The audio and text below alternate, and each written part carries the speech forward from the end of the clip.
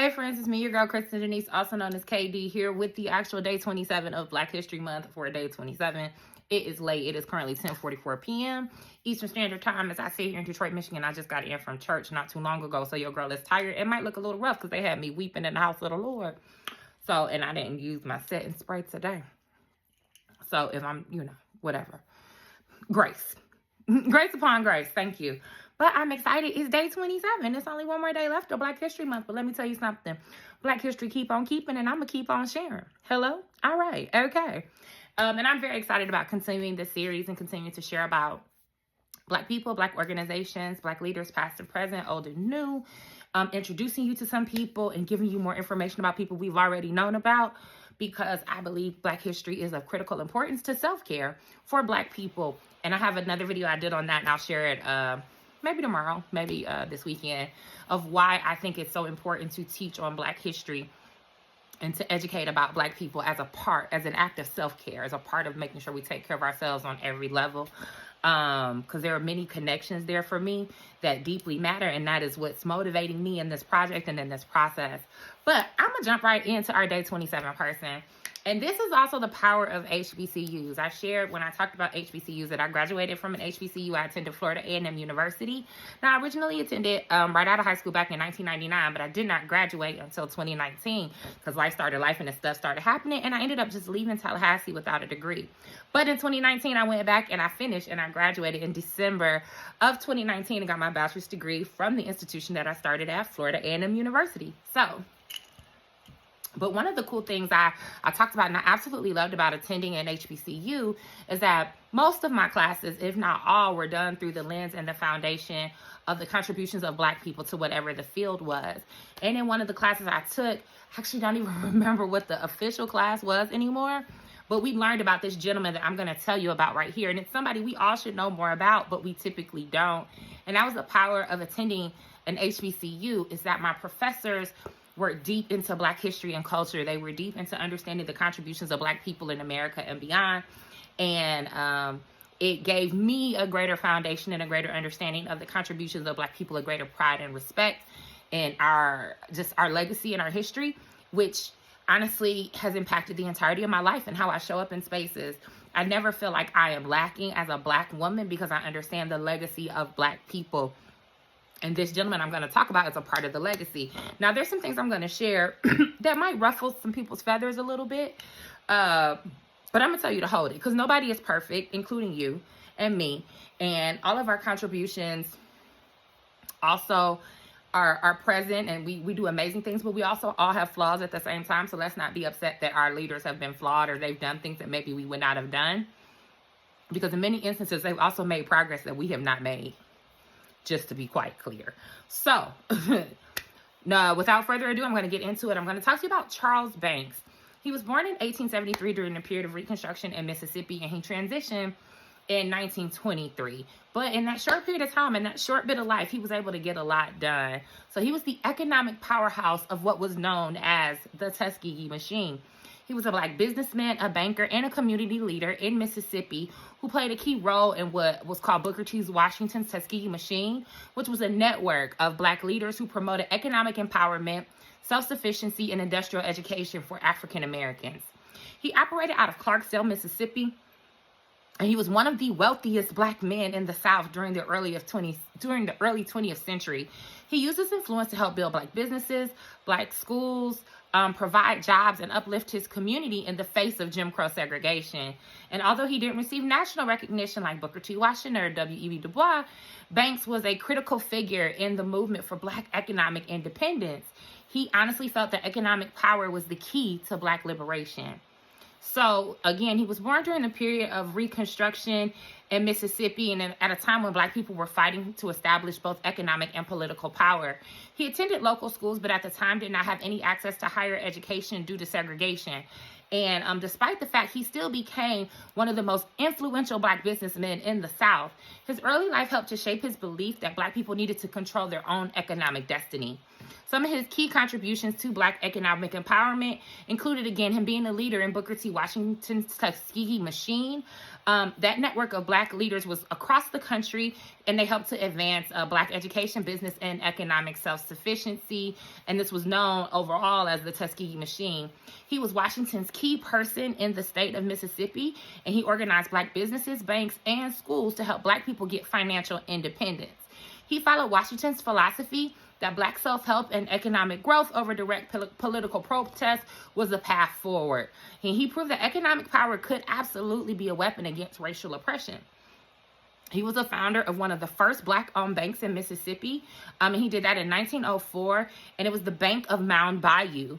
The bank provided loans to Black farmers, entrepreneurs, and families who were denied financial services by white-owned institutions. He helped Black businesses grow, and protected Black wealth at a time when many white institutions worked to try to keep Black people economically powerless. So the bank helped Black people to own land, to start businesses, and to avoid financial exploitation by white lenders, which was super major, super key, and something honestly we're still dealing with today. He was absolutely a business mogul and an entrepreneur. He didn't just advocate for Black businesses, he built them.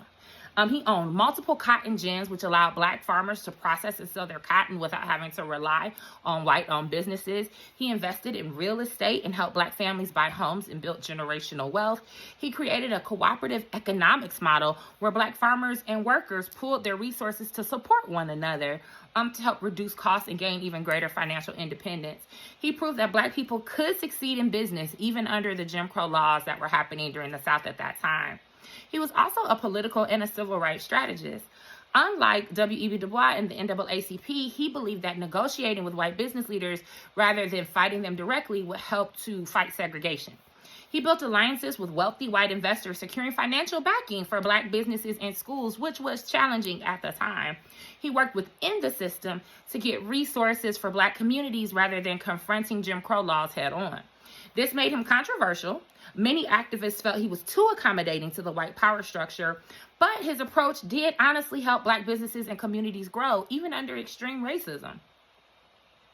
He supported the Tuskegee model of industrial education, where Black students were trained in trades and business skills so that they could start businesses and build wealth.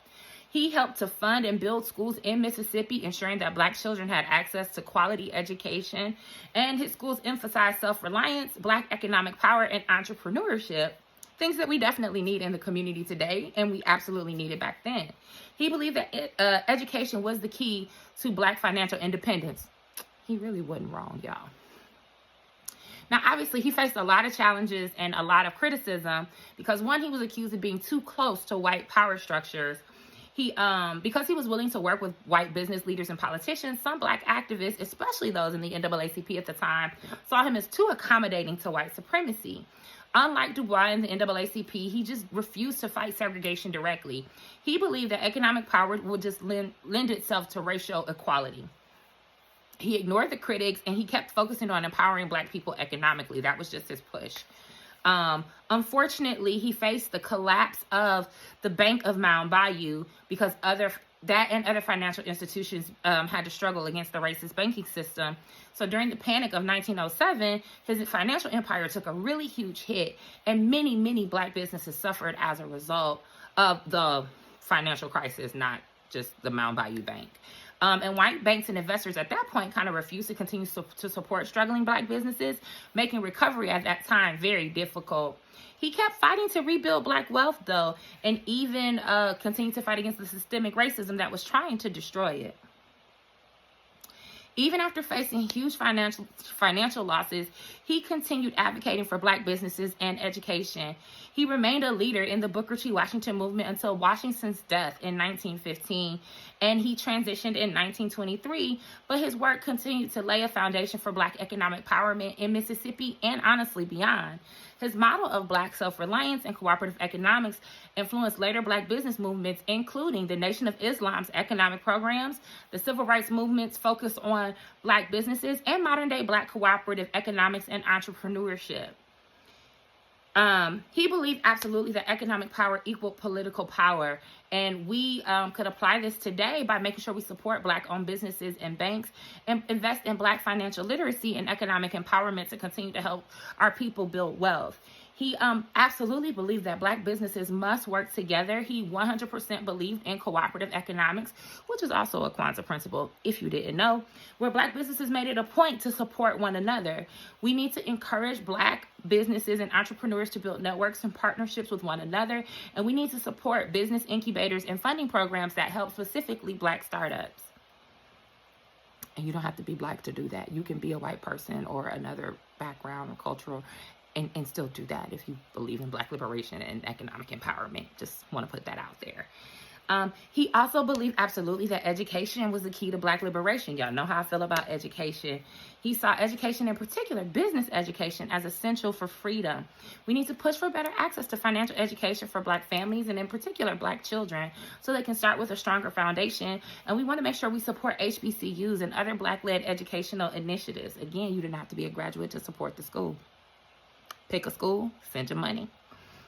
He was one of the most important yet underrated Black businessmen of the early 20th century. He helped to build Black wealth in the Jim Crow South. During the time of Jim Crow segregation, he helped many Black families gain financial independence through banking and real estate. He proved that economic empowerment absolutely could be and should be a tool of resistance. His lesson was that economic self-reliance is the foundation of Black liberation. And we have to become the masters of our own destiny through economic independence, according to Charles Banks. And I'm going to say this, he might not have been all the way right, but he sure wasn't all the way wrong. Okay? So as we take this into consideration, we want to make sure we're supporting Black businesses, we're supporting Black institutions, we're supporting programming that specifically helps Black entrepreneurs and to build financial literacy in the Black community. And in all of that, remember, do what you need to do to be more than okay, because you deserve to be more than okay. And absolutely do what you need to do to live a life you love, because you deserve to live a life you love. And in all of that getting to do all the things that we love and that help us to be more than okay, let's support the Black businesses that also help our community to do the same things. All right? That's all I got. Love you, mean it. Bye.